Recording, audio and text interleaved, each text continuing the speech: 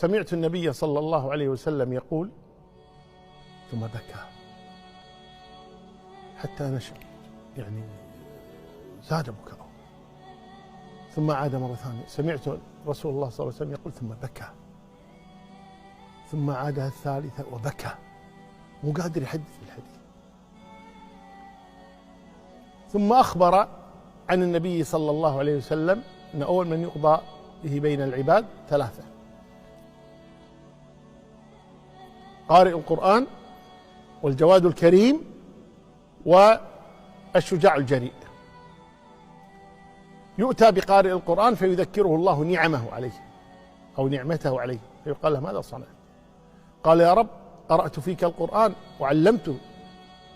فيقال له: كذبت، إنما فعلت ذلك. يقال: قارئ، خذوه إلى النار. وقد قيل: خذوه إلى النار. ثم يقال للمجاهد بعد أن يذكره الله نعمه عليه، فهو القوة والشجاعة، فيقال له: ماذا صنعت؟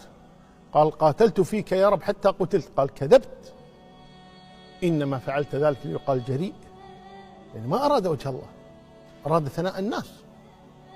إنما فعلت ذلك. يقال: جريء. وقد قيل: خذوه إلى النار. ثم يقال للجواد الكريم بعد أن يذكره الله نعمه عليه، أعطاه المال والنعمة، يقال له: ماذا صنعت؟ يقول: يا رب، ما تركت بابا من أبواب الخير إلا وبذلت فيه. فيقال له: كذبت، إنما فعلت ذاك. ليقال: جواد، قد قيل: خذوه إلى النار. فلما سمع معاوية هذا الحديث بكى بكاء شديدا،